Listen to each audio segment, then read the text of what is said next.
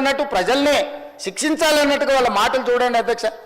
ప్రజలు వాళ్ళు ప్రజలు మోసం చేసింది మాట్లాడతలేరు అధ్యక్ష. ప్రజలను తిట్టేది ఏంది అధ్యక్ష? ప్రజలు విఘ్నులు. ఎప్పుడు ఎవరికి ఏ రకంగా చెప్పాలనో ఇండికేట్ చేయాలనో ఇండికేట్ చేస్తారు అధ్యక్ష. భూకంపం కూడా ఒకటేసారి అది అధ్యక్ష. ఫస్ట్ కొంచెం కదిలి మళ్ళీ కొంచెం ఆగి కొంచెం కదిలి తర్వాత భూకంపం వద్ద అధ్యక్ష. తుఫాన్ ముందలు కూడా ఒక ప్రశాంతత కనిపిస్తుంది అధ్యక్ష. తెలంగాణ సమాజం కూడా తుఫాన్ ముందు ప్రశాంతత లాగా 2022 నుంచి 23 నుంచి వరుసగా అట్లా చూపిస్తూనే ఉన్నారు వాళ్ళ గంభీరత్వాన్ని. ఇప్పటికైనా జరిగిన పరిణామాలు అంచనా వేసుకొని పరిశీలించుకొని వచ్చి కూర్చొని ఒక బాధ్యత కలిగిన ప్రతిపక్షంగా ఇక్కడ ఉండి మంచిని మంచి చెడును చెడు మీ అనుభవాన్ని ఉపయోగించి విశ్లేషించి విడమర్చి మాట్లాడితే ప్రజలు ఆమోదించేటోళ్ళు అధ్యక్ష. మాటకు ముందు స్టేచర్, మాటకు వెనకాల స్టేచర్ అంటారు అధ్యక్ష. మీ స్టేచర్ పట్ల ఉన్న మీ ఆలోచన, మీ పట్టింపు ఈ స్టేట్ ఫ్యూచర్ పట్ల లేదా అధ్యక్ష? నేను అడుగుతున్నా, ఈ స్టేట్ ఫ్యూచర్ వద్దా? ఈ స్టేట్ ఫ్యూచర్ వద్దా? మీ స్టేచర్ గురించే మీ తాపత్రయమా? ఒకనాడు మీరు అధికారంలో ఉన్నారు, మీ పార్టీకి అధికార పార్టీకి స్టేచర్ ఉండే. 2023 డిసెంబర్ 3 తారీఖు నాడు అధికారం నుంచి ప్రధాన ప్రతిపక్ష పార్టీ స్టేచర్ ఇచ్చారు. ప్రతిపక్ష పార్టీ స్టేచర్ అది మీ పార్టీకి. 2024 మే జూన్లో పార్లమెంట్ జరిగింది, గుండు సున్నా ఇచ్చిండ్రు, మీ పార్టీని మార్చరీకి పంపించారు. నేనేం తప్పు మాట్లాడిన అధ్యక్ష? ఏమన్నా నేను? ఆనాడు మీరు అధికారంలో ఉన్నారు, స్టేచర్ ఉండే, తర్వాత ప్రతిపక్షం స్టేచర్ పడిపోయింది, ఆ తర్వాత గుండు సున్నా వచ్చి 8 డిపాజిట్లు పోయినాక మార్చరీలకు పోయిందని అన్న అధ్యక్ష. నేనేమన్నా అధ్యక్ష? అందులో తప్పేముంది అధ్యక్ష? బీఆర్ఎస్ ఈరోజు మార్చరీలో ఉందని నేను చెప్పిన అధ్యక్ష. దాన్ని ఒక వ్యక్తిని అన్నట్టుగాను, పెద్ద ఆయన్ని చంద్రశేఖరరావు గారు నేను అన్నట్టుగా హరీష్ రావు గారు, కేటీఆర్ గారు చిత్రీకరిస్తున్నారు అధ్యక్ష. అంత కుత్సిత స్వభావం నాకు లేదు అధ్యక్ష.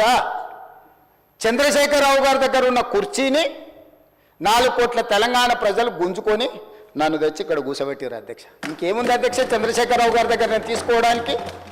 వారి దగ్గర ఉన్న ప్రధాన ప్రతిపక్ష హోదా. ఆ ప్రధాన ప్రతిపక్ష హోదా ఎవరికి కావాలి అధ్యక్ష?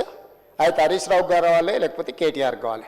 అయితే గీతే ఏదైనా కోరుకుంటే జరగరాంది ఏదైనా జరిగితే వాళ్ళిద్దరు ఆ కుర్చీ కోసం పోటీ పడతారు. కానీ నేను ఇక్కడి నుంచి అక్కడికి పోను కదా అధ్యక్ష. నేనెందుకు కోరుకుంటా అధ్యక్ష? ఇది సింపుల్ లాజిక్ కదా అధ్యక్ష.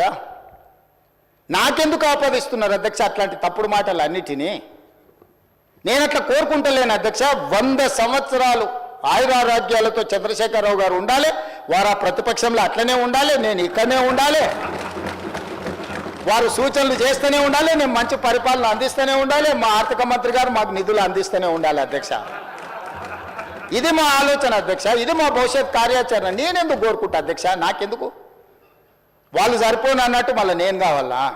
వాళ్ళ ఇంట్లోనే పోటీలు పడతారు నలుగురు, ఎవరు అందులోకి రావాలో. మా మిత్రుడు మహేశ్వర్ రెడ్డి గారు కూడా ఉన్నారు.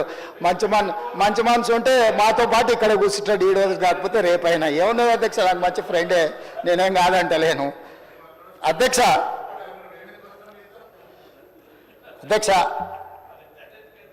10 సంవత్సరాల వాళ్ళ పరిపాలనలో ఈ తెలంగాణ రైతాంగానికి జరిగిన సంక్షేమం కానీ, అభివృద్ధి కానీ, చేసిన రుణమాఫీ కానీ, లేకపోతే కొనుగోలు చేసిన వడ్లు కానీ, కందులు కానీ, పత్తి కానీ, మిర్చి కానీ, పసుపు కానీ, సోయాబీన్ కానీ, ఏ పంటల గురించి అయినా, పండించిన పంటల గురించి, లేకపోతే కొనుగోలు చేసిన పంటల గురించి, లేకపోతే విధానపరమైన నిర్ణయాలు అగ్రికల్చర్ పాలసీ గురించి కానీ, ఎనర్జీ పాలసీ గురించి కానీ, ఇంకేదైనా పాలసీ గురించి కానీ, రైతుల గురించి ఎప్పుడైనా మేము చర్చకు సిద్ధంగా ఉన్నాము. చంద్రశేఖరరావు గారిని తారీఖు చెప్పమని నేను మా సంబంధిత శాఖ మంత్రులను రిక్వెస్ట్ చేస్తా, తమరిని కూడా నేను రిక్వెస్ట్ చేస్తున్నా.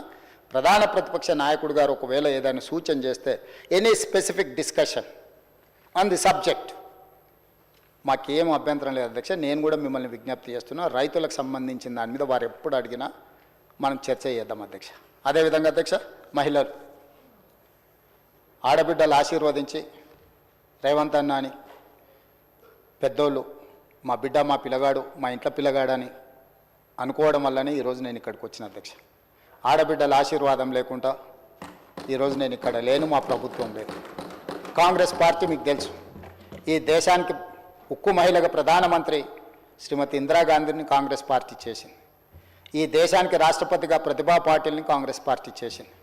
లోక్సభ స్పీకర్గా మీరా కుమారి బాబు జగ్జీవన్ రామ్ గారి కుమార్తె తెలంగాణ రాష్ట్రాన్ని స్పీకర్గా తెలంగాణ రాష్ట్రాన్ని ఇచ్చిన మహిళ స్పీకర్గా కాంగ్రెస్ పార్టీ చేసింది.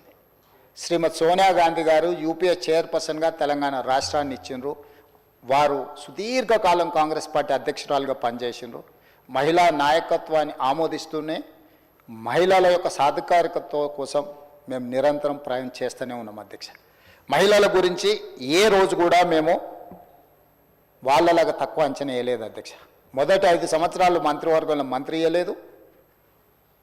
మహిళల పట్ల వాళ్ళకున్న గౌరవం ఆ ఒక్క ఉదాహరణ చాలా అధ్యక్ష.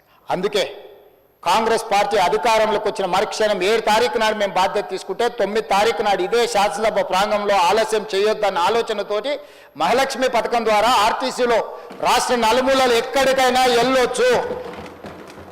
పండుగ పూట అమ్మగారింటికి వెళ్ళాలన్నా, లేకపోతే ఇతర పండుగలకు అమ్మోరిని దర్శించుకోవాలన్నా, ఇంటి ఆయననో లేకపోతే కన్న కొడుకునో బస్ కిరాయిలు అడిగి బస్సు ఛార్జీలు ఇస్తేనే వెళ్ళినట్టు, లేకపోతే దుఃఖాన్ని కడుపులో దిగమింగుకొని ఇంటి పట్టునే ఉన్న ఆడబిడ్డలకు స్వేచ్ఛను కల్పించాలన్న ఆలోచనతో ఉద్యోగాలకు వెళ్ళే, చదువుకోవడానికి వెళ్ళే ఆడపిల్లలకి ఎవరికి ఈ ఇబ్బంది జరగొద్దని మహాలక్ష్మి పథకం ద్వారా రాష్ట్రంలో మొత్తము నలుమూలల ఆర్టీసీలో ఉచిత బస్సు ప్రయాణాన్ని డిసెంబర్ 9, 2029 నాడు ఇదే ప్రాంగణంలో తమ అనుమతితో ప్రారంభించుకున్నాం అధ్యక్ష.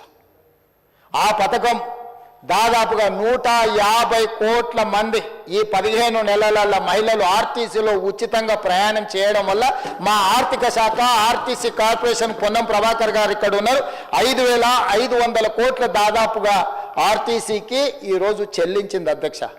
ఈ దేశంలోనే మహిళలకు రాష్ట్రంలో ఎక్కడి నుంచి ఎక్కడికైనా అమ్మగారింటికి వెళ్ళాలన్నా, అమ్మవారిని దర్శించుకోవాలన్నా, రాష్ట్రంలో ఎక్కడి నుంచి ఎక్కడికి వెళ్ళాలన్నా, ఎక్కడ చేయి చూపించినా ఆ బస్సు ఆపి బస్సులో ఆడబిడ్డను ఎక్కించుకొని వాళ్ళు దగ్గర దించి ఈరోజు మహాలక్ష్మి పథకాన్ని ఆడబిడ్డలకు అమలు చేసిన రాష్ట్రం తెలంగాణ రాష్ట్రం. మనం చేసినాం అధ్యక్ష. ఇది ఒక గొప్ప